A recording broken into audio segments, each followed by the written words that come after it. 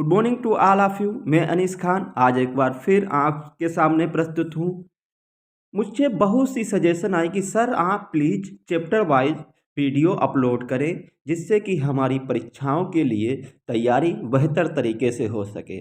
तो इसी को मद्देनज़र रखते हुए मैं आज आपको प्राचीन भारत के इतिहास पाषाण काल भाग 1 की चर्चा को लेकर हाजिर हूँ। अब हम पाषाण काल पर विस्तृत रूप से नज़र डालेंगे। तो 19वीं सदी में मानव अतीत के अध्ययन के क्रम में तकनीकी ढांचे के आधार पर पाषाण युग शब्द का प्रयोग किसने किया था? डेनिश विद्वान क्रिश्चियन जे थॉमसन ने। वहीं सीजे थॉमसन ने सभ्यता के इतिहास को कितने भागों में बांटा था? अगर यह बात करें तो इन्होंने सन 1816 में इसको 3 भागों में बांटा था। पहला पाषाण काल, दूसरा ताम्र कांस्य काल और तीसरा लौह काल। वहीं प्रागैतिहासिक काल को 4 भागों में बांटने वाले विद्वान नेल्सन थे। इनके 4 भागों का विभाजन इस प्रकार है: वरवर, शिकारी तथा यायावर या घुमक्कड़, तीसरा कृषक और चौथा सभ्य। वहीं जॉन लुब्बक ने अपनी पुस्तक प्री हिस्टोरिक टाइम में एक नया क्लासिफिकेशन दिया। इन्होंने अपने इस ग्रंथ में प्रागैतिहासिक काल को कैसे विभक्त किया है, आइए देखते हैं। इन्होंने प्रागैतिहासिक काल को निम्न प्रकार से विभक्त किया है: पुरापाषाण काल एवं नवपाषाण काल। ये 2 क्लासिफिकेशन इन्होंने दिए थे। फ्रांस के अब हम बात करेंगे फ्रांस के किस स्थल के उत्खनन से इतिहास में काल गणना को एक नया मोड़ मिला, क्योंकि यहाँ पर पुरापाषाण काल और नवपाषाण काल के मध्य लघु पाषाण काल के उपकरण मिले थे। इसी नई खोज से विद्वानों ने यह निष्कर्ष निकाला कि मनुष्य पुरापाषाण काल तथा नवपाषाण काल के मध्य संक्रांति काल से गुजरा था, इसीलिए इसको मध्य पाषाण काल नाम दिया गया, ला मास द अजील नामक स्थान से। पशुपालन के प्रारंभ होने के साक्ष्य मिला है मध्य पाषाण काल के अंतिम चरण से।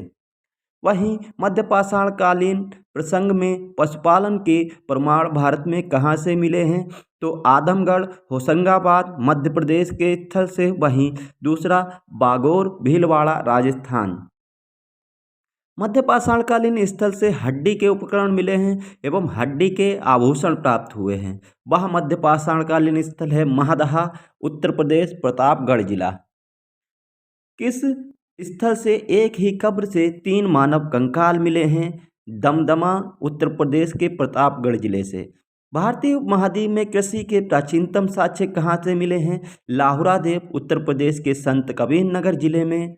इस विकल्प के अगर नहीं होने पर आपको मेहरगढ़ चुनना बेहतर है।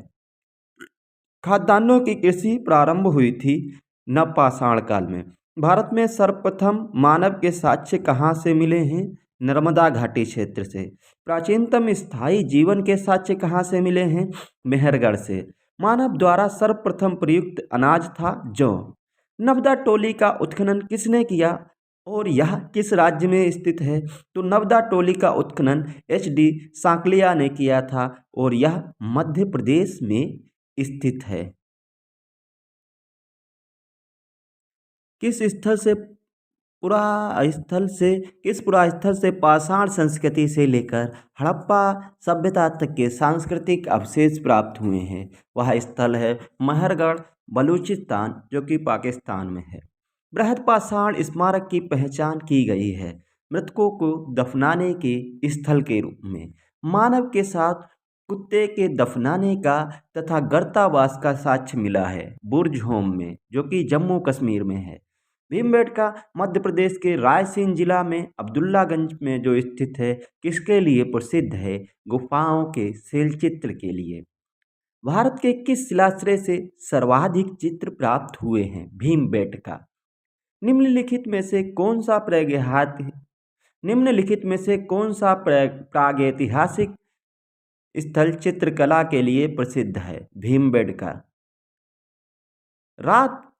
राक का टीला कर्नाटक के मैसूर के बेल्लारी जिले में किस नवपाषाण कालीन स्थल से मिला है? संगनकल्लू।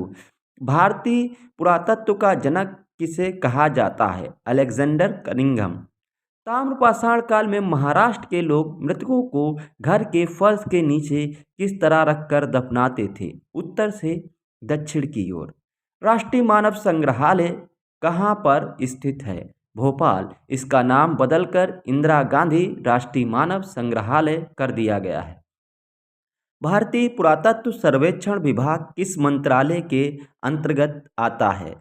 तो भारतीय पुरातत्व सर्वेक्षण विभाग जो है यह आपके संस्कृति मंत्रालय के अंतर्गत आता है।